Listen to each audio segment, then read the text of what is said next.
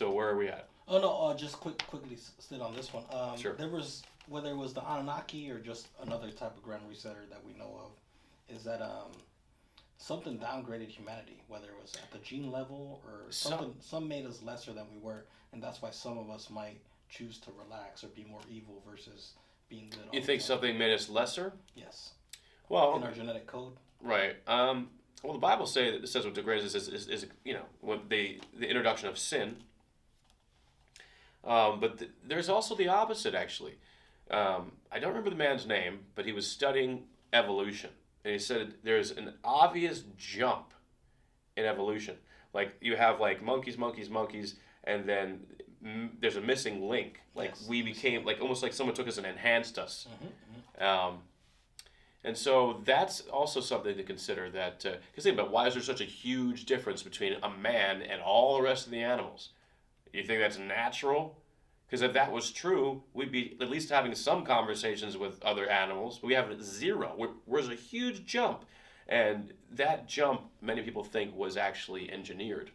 You know, Yep. One of my one movies. It's not my favorite movie, but it's called Iron Skies 2. is that the one with Hitler on the moon? Yes. Yeah, yeah. And so there's a part where they landed on Earth. They're trying to communicate with the T Rexes on that part, and they're like, oh, one of them gets eaten. It's like, oh, this we can't communicate with this guy. We're the smartest people here. And eventually, they took their form of energy and they injected it to an apple, and they gave it to a mammal, which was in that movie a spider monkey, and he named them. Guess what? Adam and Eve, right? Oh, right. Okay. And so then that was the upgrading part. But then at some point, something decided to keep the foot down. You know, the cockroach talking to the person or to the boot to the ant. I mean, the boot to the boot to the Brain. I'm sorry. Yes. Back to the boots of the brain. Yeah. Yes. Yes. Yeah. I mean, that's the thing.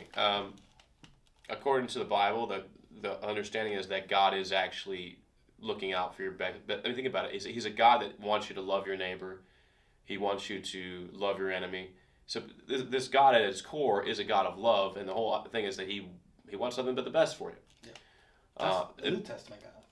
The Old well, Testament guy he got pretty angry sometimes. yes, but it was he didn't do anything because he didn't do anything. He had a reason, and usually it came from disobedience. And think about this: he wasn't hurting people that weren't his people. The people that were his people were disobeying him. He called them. They had a choice. Some people say in the Bible they say you shouldn't suffer a witch to live. No, he didn't say go out and kill witches outside of the Israel camp. It was within Israel because Israel was called to be a priesthood people. They were called to be a nation of priests, of holy people, God's people. And so that judgment was upon them, not the world, I think. But I don't know. Maybe there was. Maybe I'm speaking out of turn. But what I'm saying is God usually has some kind of justification. But of course, there was that time where he destroyed Sodom and Gomorrah, and that was not his people. So there's that. There's also the one thing I'd like to talk about is no one has many answers on this, but were there people here before Adam and Eve were kicked out of the garden? Mm. Did they just naturally evolve, or then that sudden jump come in? Then when the mix in the Nephilim, Yeah. demons, aliens, whatever. Just Yeah, I don't know. I think people have often talked about that. And there's many different theories, and they say it was the sons of Cain or whatever, but I don't have an answer on that, but it is interesting to think about. Yeah. versus the flat Earth, the flat Earth to the round Earth. I just like to call it a space rock every now and then, just because whether it was Space rock. We're on something here. My feet are on the ground. Well, yeah. I mean, at least we have that perception. Yeah, yeah. It's like Rick and Morty. In Rick and Morty, the simulation, they're talking to Rick in the simulation. They say, "Rick, look what we've done," and not knowing that they are a simulation. The simulation created a simulation. Yeah, and that's what another thing. The flat Earth can also be we could be a big nature preserve. We could actually be with like the actual Matrix or saying. Yeah. I love the Matrix, all the movies, but are we really trapped and being used as battery cells right now? Well, I have something to say. A reality is not real at all. Carl Sagan said this once. Carl Sagan said that one of the reasons he didn't believe that aliens had been here and he didn't believe in alien abduction, is he said, well, if an alien wanted to um, run tests on a human, all they'd have to do is get their DNA and grow their own human somewhere. Yep. And my retort to that is, how do you know that Earth is not exactly just that? What if this is an alien ant farm? Yes, exactly. And so that was something else I was going to touch on. Not just for humans, but for all species throughout the galaxy. Some might call this like a prison. Not just a. So Yeah. it's just kind of. I think Stephen Hawking called it, we're on a backwater planet and we're just. Nobody wants to come back here. Yeah, it's not the worst planet, I think. I mean, if you think about how many people were just murdered and raped in the streets back in the old days versus now, I mean, I think the world's a much safer and orderly place than it used to be. You know, and really, if you use your head and your heart and connect to whatever you think is God for you or whatever, I think you can live a really good life in this world. But it still could be a pretty rough place, and there's still a lot of work to be done. The world is beautiful. The world is very, very beautiful. But I think it's a mixture of both, because if it were a perfect world, I don't think there'd be enough contrast to really learn life lessons. Well, we got kicked out of perfection. If we're still getting a little biblical with it. Yeah, we got kicked out of perfection, but it may have also been like Charlie and the Chocolate Factory, like at the end where it was all like for your own good. Because how much can you learn in a perfect world, And think about it, if you're an eternal spirit and you're hanging out in heaven with your friends, and they go, well, you have everything you want, you can disappear, fly around, but if you play this new game called Earth, if you go there, it'll seem like it's a long time, but really it's just a flash. You'll be back in 10 minutes, and you'll come back with a higher understanding. Now, in Star Trek The Next Generation, Captain Picard is hit by a probe, and the probe puts him in a coma for 45 minutes, in which he lives an entire lifetime. And he comes back with a lifetime full of memories. Maybe Earth in existence is something like that. We're here for a short time to learn these things, and then we go back to being eternal spirits with the knowledge and the learning of something that thought it was finite, and so therefore we bring a higher understanding to an eternal spirit that would not be able to understand what it's like to not be an eternal spirit unless it was fooled or put under to believe that it's not eternal anymore.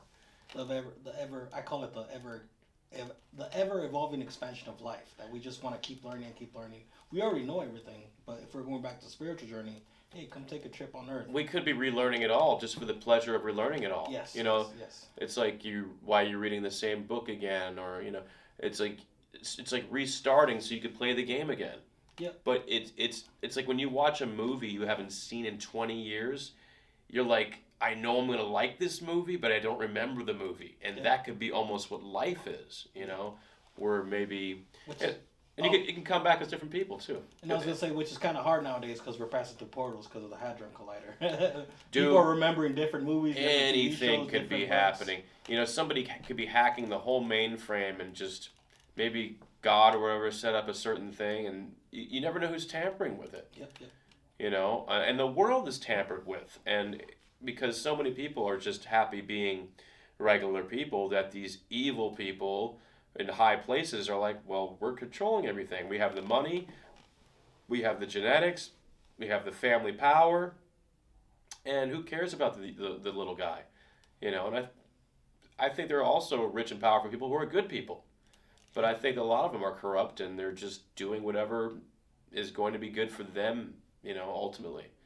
And so you were talking about Star Trek a lot. I love Star Wars, and so with Star Wars, I like Star Wars too. Yeah. But with Star Wars, Men in Black, and I guess the new movie Dune, we deal with a lot with intergalactic royal families that control entire universes. Yes. How do we not know that this flat Earth or round Earth is being controlled by one of these intergalactic royal families that never pays attention to us?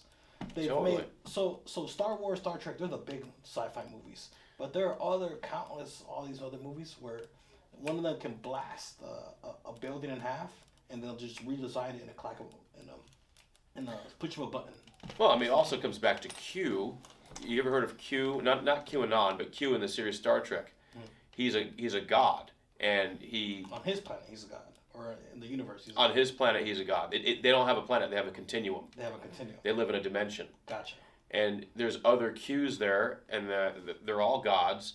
And every once in a while, they'll have conversations with the main characters in Star Trek, and they'll try to give them an understanding of what it's like to be a god. And we think in terms of, oh, I've got to build this out of wood, I've got to build this out of metal, and I've got to shape it. No, look, a rocket hit it and blew it up. They're like, no, it's just light. Everything's just light and sound. You know, molecules, they're not real. They're just points in space for a reference. When you look at a TV screen, are you seeing the real thing? No, they're all just little tiny points. They're just a reference point. And maybe that's what reality is. It's all just a bunch of reference points inside of a giant imagination. And what you think is solid is only solid because the gods are saying it's solid for this particular experiment right now. Yep. You know, it's all light and sound. At least that's what I've seen in science videos and stuff I've watched, that they think that everything is just light and sound. Like the string theory, just a bunch of vibrating energy strings, you know.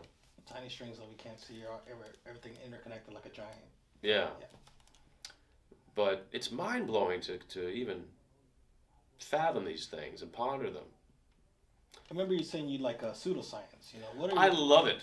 Yeah. I love everything. And I'll tell you, I'm sorry. You know, I just go on forever. I'm wild. No. Wait. You're talking to Wild Eric here. It's all right. Oh, go ahead. Ask me what you're going to ask. No. But you're saying you love pseudoscience. I love it, yeah. And so one thing I got into back in when the pandemic first started was speculative biology, where people get to think of animals for the future and like things like they combine organisms. Like, oh, I think bats are gonna have giant legs like kangaroos. Evolution or chimeras, like genetically engineered. Yeah, they're gonna be like chimeras and stuff like that. And but one of my favorite shows watching, it was like a 12-part series growing up on the Animal Planet. It was a documentary on all the animals, or what all animals are gonna look like after humans die, or if we die and they just continue evolving. Like sharks are gonna grow pulses or have like be able to electrocute people. They're gonna be electrifying ants. There'll be giant amoebas everywhere. Mushrooms are gonna go crazy. Mm-hmm. And this is just like hundreds of million years into hundreds and hundreds of. Well, listen. Some people think that's what happened, and that's why God brought the flood. Yep. Because it's the idea is the Nephilim. This is going into. There's a great researcher. His name's L.A. Marzulli. Everybody needs to check him out. But his theory is that the Nephilim in those days, in the beginning days pre-flood, were getting so out of hand with like centaurs and a guy who's like half bat and half a turtle, that everything just looks so effed up that God's like, I'm destroying this world because it's sick. And that's where he preserved Noah and all that and started over. And most of the Nephilim died, but some survived. Because the Genesis 6 specifically says that the Nephilim were on the earth on those days and after the flood. Mm-hmm. And so some of them survived, and they became vampires and werewolves and all the things like that are in legend. And so we're both into supernatural monster kind of stuff. I love it, yeah. So they in a way they deleted all the old paintings that we have of all the monsters and everything that. I believe they once existed by like you were saying, by the multitudes. But nowadays we see one and it makes like, oh no, it's a cryptid. What is it real or is it not real? Did it used to have like a larger race to it that once existed, that we hunted to the point that we got rid of it once and for all because we just hated it? Yeah, there's hunting because Joshua, the army and the Israeli army in the Bible, they were hunting Nephilim. They were killing giants. It says that they killed King Og, and he was the last of some of the giants, and his bed was 14 feet tall or long. So, yeah, some of these creatures have been hunted out of existence, but some of them have supernatural power, and I think they went into hiding. Mm-hmm. Because they don't have to... Even if you met a vampire or a werewolf, they could kill you, for one, or who's going to believe you actually saw one? No one. Mm-hmm. So they don't even have to really hide that much, because people already assume that they're not real. Yes, because our new resetters on this flat Earth, they tell us whatever we want to see. Oh, yeah. And so that's actually in the new Matrix Resurrection when he's talking to the analysts, where he's like, you guys believe whatever we want you to believe Yes. at this point. Yeah. And so if there could be a flat Earth, there could be a round, and we could be going in between dimensions at this point, and nothing could be true at all, or it could all be true all at once. Oh yeah, definitely. Um, I wouldn't say most, but there's a good number of people that literally, you know, they will believe anything that's on the TV. Mm-hmm. They won't crack a book. They won't talk to the old ones.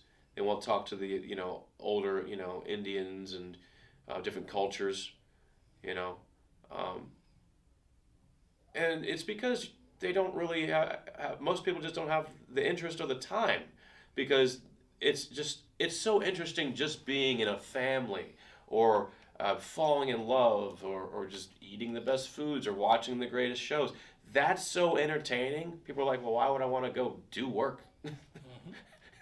For what? Is that going to change anything? Am I going to be happier because I've hunted all this stuff down? And it's only the researchers and the ponderers like us that are really interested in it. But there's actually a growing number of people, because of podcasting and things like that. I think deep down people do actually want to know what's going on, especially because we're going to die. Yep. And that's the most terrifying thought. It's not so much death that we fear. We fear what comes after. If it's non-existence, or is it like hellish, the unknown. Yep. So where are we at in the map? No, I just had these where at this point where we pretty much covered everything and about the flat Earth, but Right. I just had some funny questions, like Let's hear 'em. flat Earthers use GPS. I heard on the internet the other day, and I'm like, oh wait a minute, it's the global positioning system, not the flat Earth positioning system, Yeah, And well, as a comedian, I just that I wouldn't had to stop write it anything. down. Like a GPS, a satellite wouldn't necessarily negate the flat Earth. Well, I like compare the flat Earth model to the Dragon Ball Z model, because it's actually like a globe. Right. When you look at it when you look it up, just a quick internet search, and how do satellites fit outside the firmament? Are they just outside the firmament? Are they just floating out there? Because this is one thing that debunks the flat Earth versus the round Earthers. Yeah. Well, it could be. I think that maybe there is some kind of space where the satellites are at, but it doesn't change that it could be flat. I don't know. That's a good question. I don't know. Yeah, that's how I started off the podcast. I haven't been to space. I haven't been to Antarctica. You have to get a real flat earther in here to tell you what they believe, but there could still be space. There's just not. It's just not what you think it is. It could be a flat plane. Mm-hmm. So that was one of the more silly questions that I had. Right. We already did a few of these already. But is the moon a harvesting energy station or observation station, or is it made out of plasma? At this point, it could be made out of cheese. It could be made of cheese. I hope it is. But I've heard so many different Earth theories. Excuse me, the moon theory. I've heard that it's plasma. I've heard that it's hollow. So. Who knows? One thing I do believe, though, is that the moon landing was faked. Yes, and so that was the next question that was right here. Is that the food landing? I'm thinking about the food landing. The moon landing, I believe, was faked, and also the Challenger. I don't know if the Challenger blew up or not, and I'm not saying anything against the families that lost anybody, but I saw this thing online where they're showing you that everybody on the Challenger is still alive. They showed you pictures of them. Okay. Like in modern day, and they. Well, if the SpaceX and the NASA rockets are heading up there, and they're not going to make it past the firmament, no matter what we do, we can't go fast enough. Whether we're phasing through it, whether we want to blow it up, whether we want to, whatever else we can do. I'm not sure what it's. Some kind of have you heard this? Breaking through the looking glass. I mean, I'm sorry. The ceiling. I'm sorry. I'm blanking on the words. The glass ceiling. We're gonna break through the glass ceiling. Right. And so that's a reference to the firmament. In a right. way. Now, also, here's the thing that people have talked about online, that Werner von Braun was a Nazi scientist that was brought over to work for the United States, and he became one of the founders of NASA. And they say on his gravestone, which can be verified with a Google search, or go to it, it's a scripture from the Bible about the firmament. Mm-hmm. So why would that be there? Unless he was trying to maybe tell us something? I don't know. It's something to consider, I think. Yep. It's important to mention. And so just another one was, if we ever make it to space hotels, how will we ever like? That will be the for sure answer for everybody. If we do back to satellites and stuff like that, like see it big by 2027, we're supposed to have the very first space hotel. By year 2025, we're supposed to have the flying car, and so by the year 2030, we're supposed to have the space elevator. And so I'm sure all these things are way ahead, more than the time that they're saying. Yeah, I mean, it would shed more light on the subject, I think. And but yeah, I love the flat Earth. I recently became more interested into the firmament this year because it's beautiful to be able to sit down and deeply think and just talk with people. Oh yeah, And especially with people getting upset. You know, you sit down with somebody and you mention some of these things, and they get all upset, and you're like, well, we don't do that anymore. Why? People don't sit down and talk anymore, and that's why every Yeah. podcast, every time people sitting down, communing around a fire. we've around been anything. hungry for this. Yes, we've been hungry for socialization. And Actual, no more doom scrolling, no more. Yeah. Yes. for actual Binge conversations. watching. Yes, yes. We need people here for our face-to-face content. Absolutely. Yeah. And we've covered everything we have tonight, and we didn't get to really touch on the Hollow Earth or to the multiple or the Black Sun. Well, the Hollow Earth, just right quick, is now Admiral Byrd. He was commissioned to go down to Antarctica to see the resources down there. And Antarctica, people don't realize, is actually about the size of the United States. Mm-hmm. And you think about all the unexplored land there could be all kinds of relics and, there could be anything there. Well, That's huge. The size of the United States, and no one's really been over there, except for the scientists that are on the surface.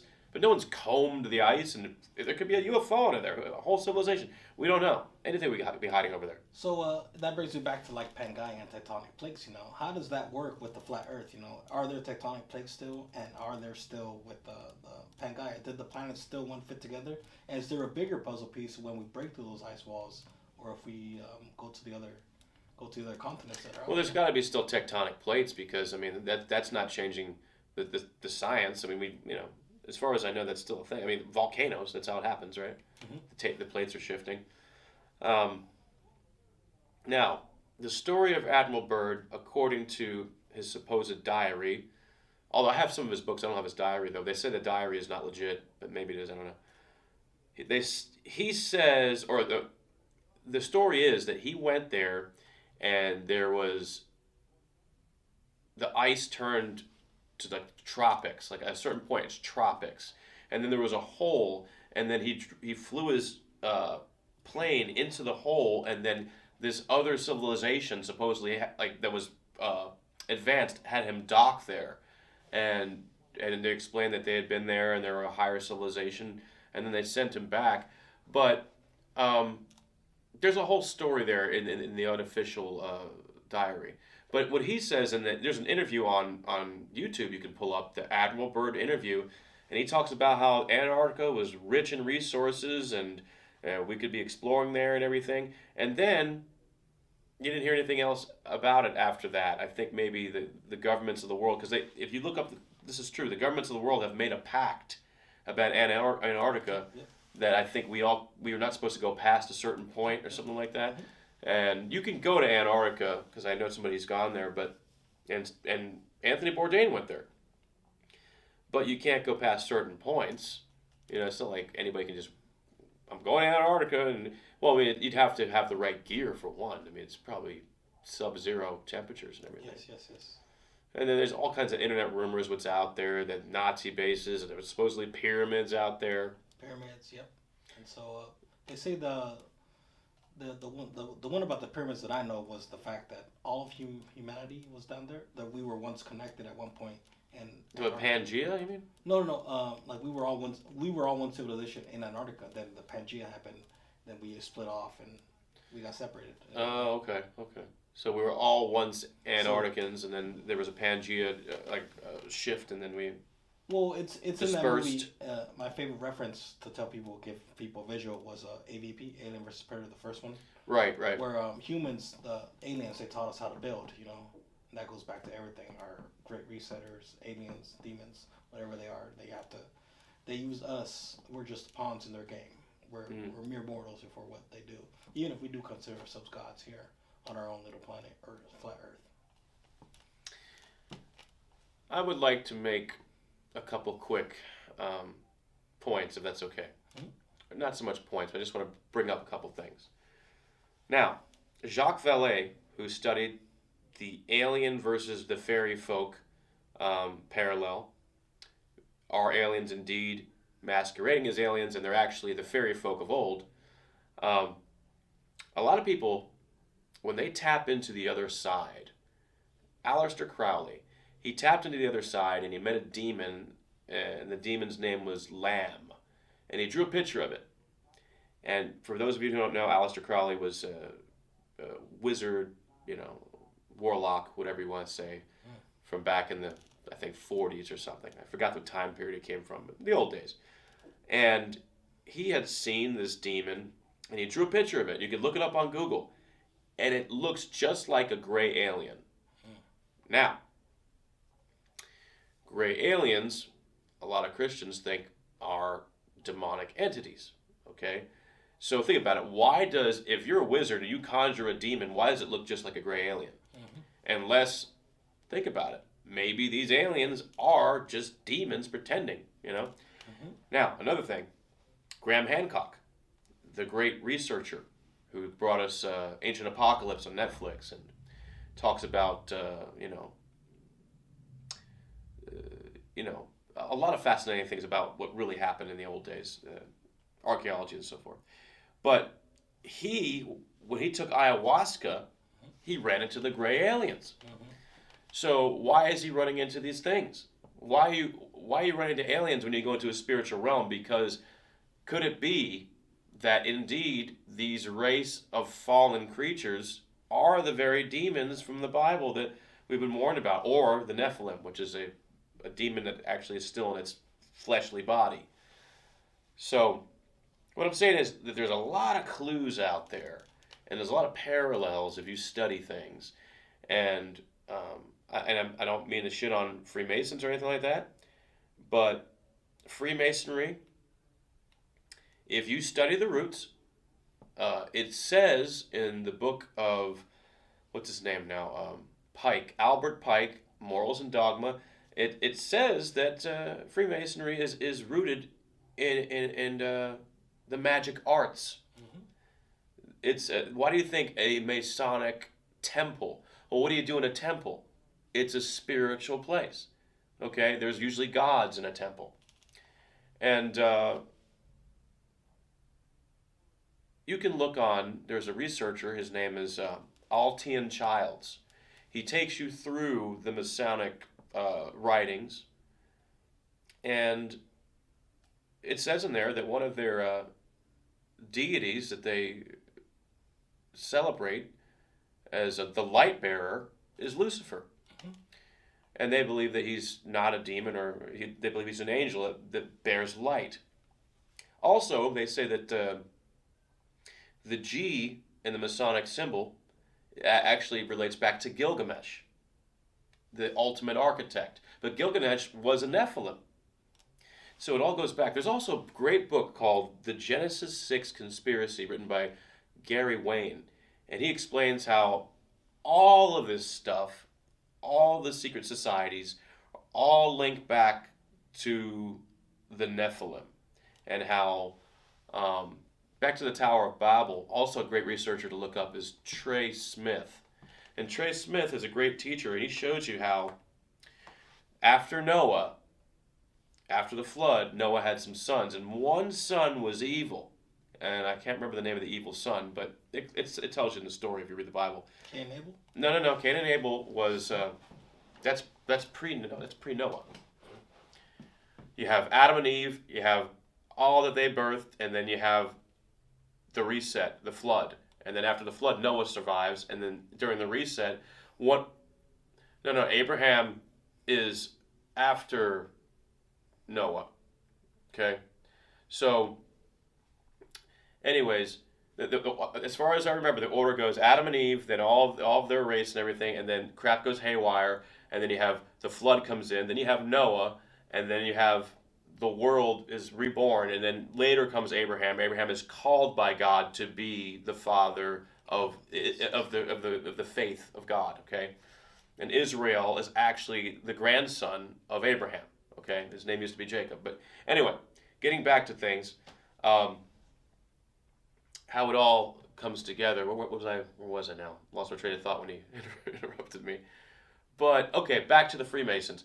So Trey Smith teaches that the son of Noah, okay, he actually was the father of the Freemasons. I'm trying to remember. He was part Nephilim or something, but anyway, the point is he was the father of the original Freemasons. He was Gilgamesh. So that's what started all these different factions and all these different witchcraft orders. Because in the Morals and Dogma by Albert Pike, it says that Freemasonry is the grand umbrella of many different magical orders. So it's a magical order. So, according to Altian Childs in his research, he says that what's going on basically is you have, the Freemasons have all their humanitarian things to do, all the philanthropy that they're doing, all the good works that they're doing, and most Freemasons have no idea what's going on. It's just a club to them. But supposedly the inner circle, it actually says this in Morals and Dogma, that Freemason is a fraternity within a fraternity. And so therefore, what you have is this inner circle. Let's just say I had a club called the Turtle Club. And the Turtle Club was all across the world. And we just sat together and talked about turtles. But when everybody left, only the high members stuck around. And they talked about what the club really was. So all the... so really that they're pulling this. A lot of people think the Freemasons have been pulling the strings since the days of old, because even in the Bible it says that Solomon hired the Freemasons to come in and build his temple because they were the best builders, and a lot of their secrets are hidden all throughout the buildings and everything. And so that goes back to Tartaria mud flood theory. Are the Masons the ones that are really controlling everything? And they still are. I mean, there's a Masonic temple in effing Thomasville, man. There's nothing there but a chair and a Walmart. And and they're even controlling that, and like I said, Masons exist in every country. And I'm not saying there's some really good Masons out there. I'm sure they're just regular people, but unless you're a higher up, they're not telling you what the big game is. And you got to think about it. Altian Childs makes this point. What organization do you know that's legal by the law of America that if you disobey, they can kill you? In the Freemasons handbook, it says if you tell the secrets of the lodge, they're going to kill your ass. Okay? So if you talk to a Mason, do you think they can tell you what really happens? They're like, I'm going to get my ass killed. It's like the mafia. So if you have this huge mafioso, think about it. Disney, Freemason Lodge. MTV, it's a Freemason Lodge. They control everything. And they always have. So if you want to know who the controllers are, that's my guess. And like I said, back to if it's witchcraft, and Aleister Crowley was a witch and he conjured a demon and it looked like a gray alien. You see what I'm saying? There's a huge breadcrumb trail all over this conspiracy theory stuff, and it's like I talked about before. It's all tied together, and so. We didn't touch on this. The Multiverse. Another good book to get is Behind the Paranormal. Everything you know is wrong. That's the name of the book, and it's about a son and a father. They get a radio show up north. I think yeah. I did this book in one of my sets. Oh, it's great. And so their thing to make it even more crazy, talking about how there are many worlds, and sometimes it's almost like bubbles in a soda bottle. Sometimes the bubbles share a membrane for a period of time. And sometimes something from another universe passes it into ours, and that's maybe where you get a lot of these cryptids and things. Maybe something from another dimension is crossing over for a short period of time. Yeah. I didn't mention this earlier, but I'm writing a book. I'm trying. A lot of what I'm trying to do, I'm trying to get like you. I'm trying to get my music. I'm trying to get my merchandise. I'm trying to get all my stuff. So yeah. You want to talk about that? Anything at all? Let's talk about it. I mean, are you trying to wrap up? Or? No. I just mean like I'm sorry. There's so much. I was just trying to just say that real quick. I'm trying to get like you with your merchandise, your camera, and stuff like that. Yeah. I mean, I would say this to all artists out there. A lot of times, artists think that they can go out there and pound the pavement and just do shows, and then they're going to get a career. I don't believe that. I believe that you have to sell. You have to find a way to get the advantage in the market, and it's all sales. It's all the marketplace. And all you need is one big thing to be known for, and then everybody's going to buy your shit. Like if Mr. Pillow Man, who sold the pillow, has his own energy drink, well, the people who liked his pillow are like, oh, let's check out Pillow Man's energy drink. Get known for something. Once you're famous, man, you can sell anything. You know, and it's not selling out. It's like I gotta pay my bills, and I don't want to I don't want to work for a security company, or I don't want to go put in someone's cable. I'd like to be able to live off what I enjoy. You know, so I don't believe in that selling out stuff. Unless, of course, I mean, you know, there are actual sellouts out there, but for the most part, people are just trying to make money, man, because you want to be able to like hang out with your kids and have a girlfriend You need money to survive. and just basically. eat the best foods on earth. But anyway. So, like I said, man, I have a lot of information in it, and being that we're in a